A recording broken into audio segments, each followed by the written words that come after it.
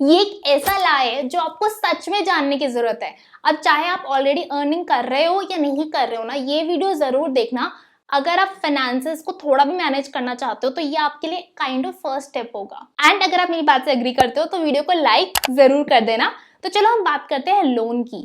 अभी 5 मिनट पहले ना मेरे फोन में मैसेज आया है किसी लोन का कि आपको पेपरलेस लोन मिल रहा है, आपका लोन प्री अप्रूव्ड है, ऐसे ऐसे करके बहुत सारे मैसेजेस आते रहते हैं। आप लोगों के पास भी आते ही होंगे, ईमेल्स आते रहते हैं। तो ये लोग फ्री में तो आपको लोन बांट नहीं रहे, ऑब्वियसली इनकी काफी अच्छी कमाई हो रही है, और वो कहाँ से हो रही है? आपके इन्वेस्टमेंट से। तो loan is one thing you have to be highly highly careful about. In fact जो क्रेडिट कार्ड से पेमेंट्स कर रहे हो और उसको अगर आप टाइम पे रीपे नहीं कर रहे हो, वो भी आपके लिए एक लोन है। तो यूजुअली लोग एज्यूम करते हैं कि थोड़ा बहुत इंक्रीमेंट तो होता ही रहेगा, उस हिसाब से खर्चे उतने नहीं बढ़ेंगे, तो आप ईएमआई भरते रहो और जब तक उस लेवल पे पहुंचोगे तब तक आपका ईएमआई भी पूरा हो जाएगा और तब तक आराम से अपनी गाड़ी के, फोन के, इन सब चीजों के मजे लो। लेकिन बाय एनी चांस अगर इंक्रीमेंट नहीं हुआ तो, या किसी सिचुएशन में गॉड फॉरबिड किसी की जॉब चली जाए या पे कट हो जाए। हिंदू ने रिसेंटली एक सर्वे किया है जिसमें 30% लोगों का पे कट हुआ है out of that served people,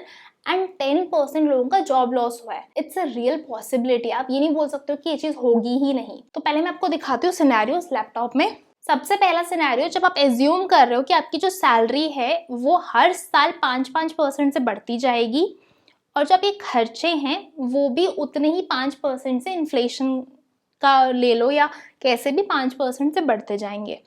उस केस में आपकी जो ईएमआई है वो तो फिक्स्ड रहेगी, तो टाइम के साथ साथ जो आपकी सेविंग है, मतलब आपकी सैलरी में से आपके खर्चे और ईएमआई निकाल के जो अमाउंट बच रहा है वो भी बढ़ता जाएगा, और सैलरी का परसेंटेज, यानी मतलब जो सेविंग्स में जा रहा है, सेविंग्स का वो परसेंटेज भी धीरे धीरे बढ़ता रहेगा। क्यों? क्योंकि ईएमआई फिक्स्ड है, सैलरी बढ़ रही है। लेकिन अब जो हमने रियल लाइफ सिनेरियोज देखे हैं, अगर बाय चांस ऐसा होता है कि आपकी सैलरी एक टाइम पे जाके बढ़ना बंद हो जाती है, तो आप देखो एक्सपेंसेस तो बढ़ेंगे ही इन्फ्लेशन की वजह से, एंड उस केस में सेविंग्स आपकी कम होने लग जाएगी। आप आज जो 10% सेव कर पा रहे हो, 5 साल बाद, ऑल्दो 3 साल तक सैलरी बढ़ी है लेकिन फिर भी 5 साल बाद वो 9% ही रह गया है। और अगर आप दूसरा सिनेरियो देखोगे जिसमें हम बात करते हैं कि सैलरी अगर कम हो गई तो, कुछ पे कट्स हो गए तो, उस केस में क्या होगा? देखो खर्चे फिर भी बढ़ने हैं, एंड उस केस में आपकी ईएमआई तो उतनी ही रहेगी। आप देखोगे ईयर 5 में आपकी नेगेटिव सेविंग्स आ रही है, और यहाँ पे तो हमने कंसिडर नहीं किया कि आपकी इन्फ्लेशन 7% होगी, यहाँ पे तो हम 5% लिए। अगर बाई चांस यही इन्फ्लेशन को हम 7% कंसिडर करें तो उस केस में आपकी -6% सेविंग्स हो रही है। मतलब आप जो कमा रहे हो उसमें से 6% और आपको कमाना पड़ेगा ताकि आप अपने खर्चे पूरे कर पाओ। अगर बाय चांस किसी की फैमिली इंक्रीज होनी है तो वो सब चीज़ें तो अकाउंटेड ही नहीं है। और चलो मान लिया जॉब आपकी रहेगी, इंक्रीमेंट भी होगा, लेकिन आप स्टक हो जाओगे यार जॉब में। Now I could leave job because मेरे ऊपर ऐसा कोई बर्डन नहीं था कि मुझे इसका लोन चुकाना है या कुछ और। एंड अगर आप स्टक हो जाओगे और आप खुश नहीं हो उस जॉब से, आपको स्विच करना है प्रॉब्ली कोई ऐसी जॉब में जो आपको शायद लोअर पे दे बट बेटर सेटिस्फैक्शन दे, तो वो चीज़ें आपके लिए ऑप्शंस बंद हो जाते हैं।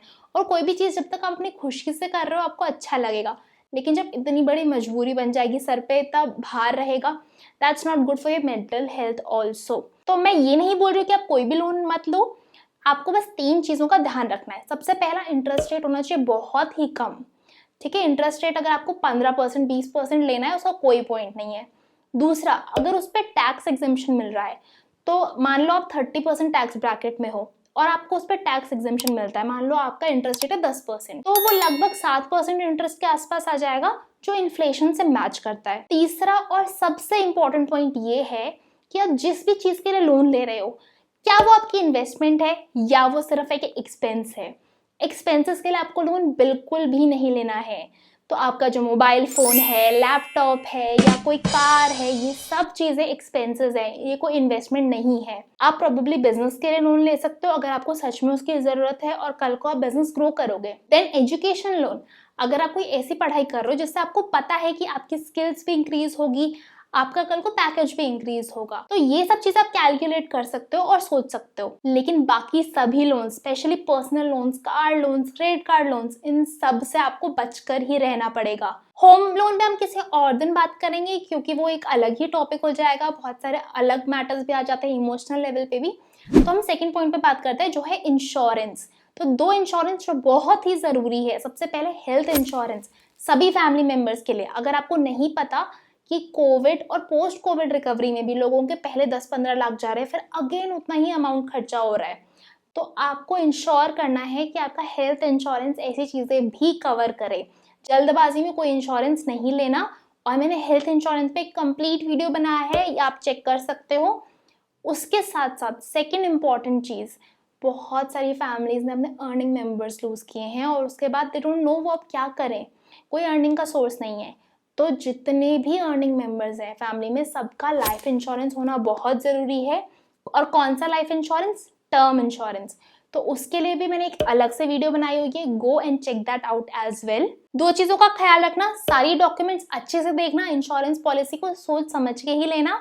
दूसरी चीज, अपने सारे फैमिली मेंबर्स को सारी की सारी डिटेल्स जरूर बता देना। नेक्स्ट बहुत ही जरूरी चीज है इमरजेंसी फंड्स होना। आपके पास अपना एक इमरजेंसी फंड होना चाहिए किसी भी इमरजेंसी या अनप्लान्ड सिचुएशन के लिए। तो बेसिकली जो मैंने आपको थोड़ी देर पहले बताया, हिंदू ने सर्वे किया है, 40% लोगों ने या तो अपनी जॉब्स लूज किए हैं और या फिर पे कट्स हुए हैं। उसके अलावा 25% लोगों ने इतने ज्यादा हॉस्पिटल एक्सपेंसेस बेयर किए हैं कि उनको अपने सेविंग्स या अपने फंड्स निकालने पड़े हैं कहीं और से। आपको पता है सिर्फ 36% लोगों के पास इमरजेंसी फंड था, बाकी सब लोगों को कुछ ना कुछ करना पड़ा है। जैसे कि क्रेडिट कार्ड से लोन लेना पड़ा है, कहीं किसी से बोरो करना पड़ा है, किसी जानने वाले से लोन लेना पड़ा है, या फिर अपनी इंपॉर्टेंट सेविंग्स को तोड़वाना पड़ा है।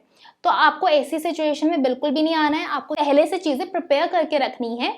और ये चीज ध्यान रखना, हम ऑल्दो हेल्थ इंश्योरेंस ले रहे हैं बट बहुत सारे और खर्चे होते हैं जो हेल्थ इंश्योरेंस में भी कवर नहीं होते।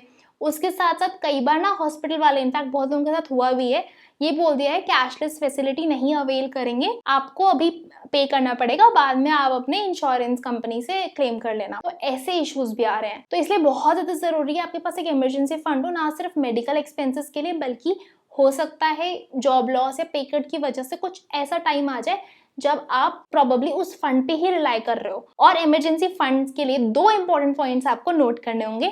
सबसे पहला, ऑल्दो लोग कहते हैं मिनिमम 3 से 6 महीने का होना चाहिए, बट आइडियली अगर आप 12 महीने का इमरजेंसी फंड क्रिएट कर सकते हो ना, नथिंग बेटर देन दैट। दूसरी चीज, आपका इमरजेंसी फंड होना चाहिए लिक्विड। ऐसा नहीं कि आपने फ्लैट में पैसे इन्वेस्ट करके बैठ गए हो और अब आप उसको निकलवाओगे कैसे।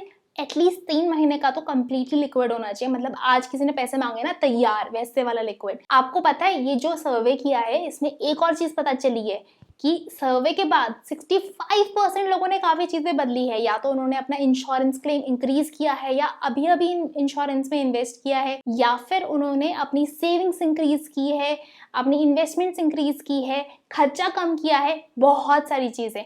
आपके लिए भी बहुत जरूरी है ऐसे कुछ चेंजेस लाना। लेकिन ये दो चीजें, इंश्योरेंस और इमरजेंसी फंड, तो बिल्कुल मस्ट है। तो ये था हमारा लाए, और इसके साथ एक बहुत ही अच्छा फॉर्मेट एक बैंक ने शेयर किया है जो आप लोगों के पास फिल्ड अप होना चाहिए।